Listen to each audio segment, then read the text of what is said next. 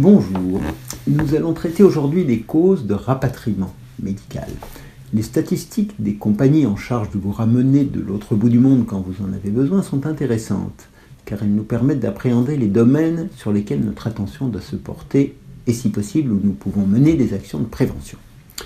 Sans surprise, la première cause, ce sont les traumatismes, de toute nature, qu'ils soient dus à un accident de la route, une agression, une chute, etc.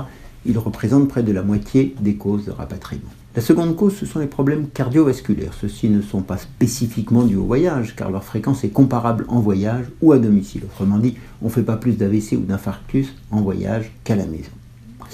La troisième cause, par contre, est beaucoup plus liée au voyage et plus surprenante, puisqu'il s'agit des causes psychologiques ou psychiatriques. Tout voyage est source de stress, pour ne pas dire qu'il est en soi anxiogène. Chacun est déjà fragilisé par le voyage lui-même, les angoisses des horaires, du vol, de la douane, puis le dépaysement vers d'autres cultures, la difficulté à les comprendre parfois, à s'y adapter, qui demande un effort qui mobilise des ressources psychologiques. Toute fragilité de ce côté entraîne donc un risque de décompensation, comme on dit. La fatigue et le jet-lag n'arrangent rien, et on trouve là les premières causes de rapatriement précoce.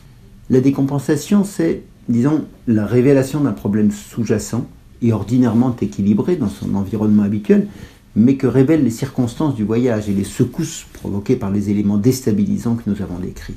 Il y a aussi parfois l'abus de substances pas vraiment licites, lors de voyages festifs où les inhibitions sont levées, du simple fait du voyage où tout à coup certains, libérés des contraintes de leur environnement, s'imaginent permises beaucoup de choses qu'ils n'imagineraient pas un instant se permettre d'ordinaire. Cette pathologie psy du voyage a amené à décrire quelques syndromes que je ne vous citerai que rapidement, comme le syndrome de Jérusalem, forme de délire mystique où l'on part convertir le monde, le syndrome de Stendhal, extase et angoisse à la vue d'œuvres d'art qui font déborder d'émotions, le syndrome indien, hallucinatoire et mystique, le syndrome des Japonais à Paris qui passe d'Amélie Poulain idéalisée au trottoir de Barbès sans bien comprendre, bref, bien des raisons de ne pas se retrouver très bien dans sa tête jusqu'à avoir besoin d'appeler sa compagnie d'assistance au secours, laquelle évitera de prendre trop de risques devant un tableau d'inquiétant, comme tel est bien son métier. Merci.